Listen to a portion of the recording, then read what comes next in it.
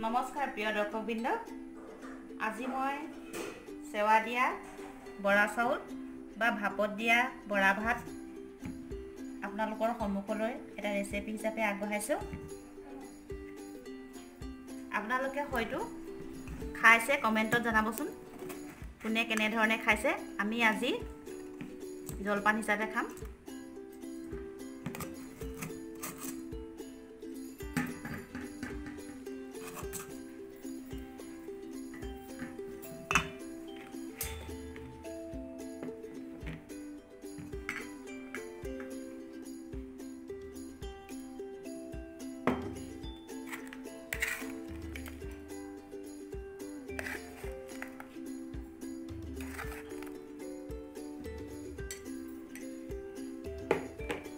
অকমান মৌ মিলাই দিছোঁ।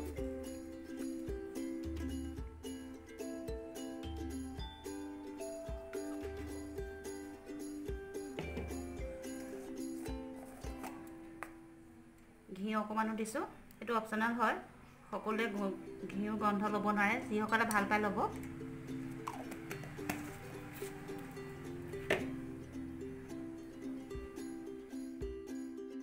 বলক তেন্তে পলম নকৰি আজি আমি ভিডিঅ'টোৰ মাজলৈ আগবাঢ়োঁ। দৰ্শক, চেৱা দিয়া চাউল বা ভাপত দিয়া বৰা ভাত প্ৰস্তুত কৰিবলৈ মই এনেদৰে এটা চচপেনত পানী উতলাই লৈছোঁ। যোৱাকালি ৰাতি 10মান বজাত চাহ খোৱা কাপেৰে মই 2 কাপ বৰা চাউল তিয়াই ৰাখিছিলোঁ আৰু ৰাতিপুৱা 8মান বজাত চাউলখিনি টুকি এনেধৰণৰ ফুটা ফুটা থকা এটা খৰাহীত টুকি ৰাখিছিলোঁ আৰু চাউলখিনি জৰজৰীয়া হোৱালৈ মই অপেক্ষা কৰি খৰাহীটো চচপেনৰ ওপৰত এনেদৰে পাতি দিছোঁ। তাৰ ওপৰত এখন ঢাকোন দিছোঁ।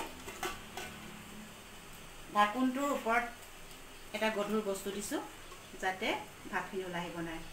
আপোনালোকে চাওক, এই খৰাহী আৰু চচপেনৰ মাজৰ এই অংশটোত মই এখন কটন কাপোৰ মেৰাই দিছোঁ যাতে চচৰ ভাপখিনি বাহিৰলৈ ওলাই আহিব নোৱাৰে।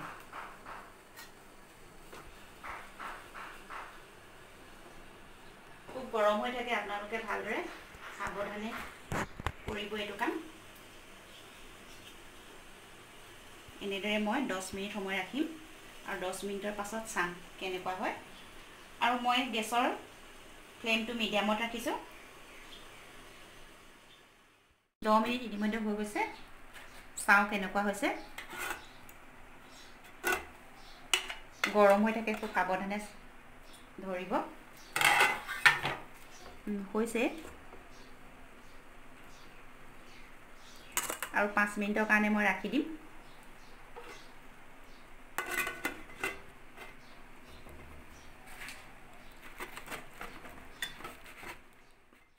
ফ্লেমটো মই মিডিয়ামত ৰাখিছিলোঁ।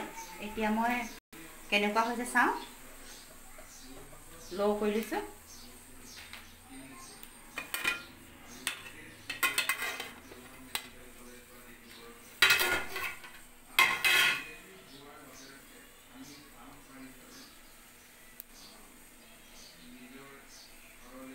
ইতিমধ্যে সিজিছে, আমি অলপ আৰু 5 মিনিটমান ৰাখি দিলে ভাল হ'ব। ভাপত ৰাখি দিম।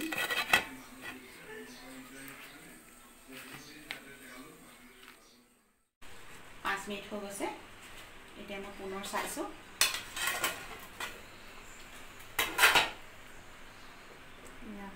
ইতিমধ্যে হৈ গৈছে, তাৰপিছত জৰজৰে এটা এটা নিচিনা হৈছে। এতিয়া মই ঢাকনখন দি ৰাখিছোঁ, ভাপতে থৈ দিম আৰু গেছৰ ছুইচ অফ কৰিছোঁ।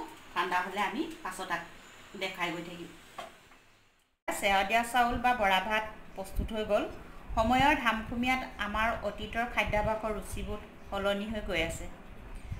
অসমীয়া সমাজত ঘৰলৈ বিশেষ অতিথি আহিলে ভাত যোগাৰ কৰাৰ লগতে বৰা ভাত আৰু হাঁহ মাংসৰ জুতিৰে অতিথিক আপ্যায়ন কৰে আৰু কিছুৱে ইয়াক জলপান হিচাপেও ব্যৱহাৰ কৰে। মোৰ এই ভিডিঅ'টো শ্বেয়াৰ কৰাৰ এটাই মাত্ৰ উদ্দেশ্য, যাতে উঠি অহা নৱপ্ৰজন্মই আমাৰ পুৰণি দিনৰ খাদ্যাভ্যাসৰ বিষয়ে দেখি অন্ততঃ কিবা এটা শিকক। ভিডিঅ'টো ভাল লাগিলে নিশ্চয় লাইক কমেণ্ট শ্বেয়াৰ আৰু ছাবস্ক্ৰাইব কৰিব আৰু লগতে কাষতে থকা বেল আইকনটো টিপি দিব। ভিডিঅ'টো চোৱাৰ বাবে ধন্যবাদ থাকিল।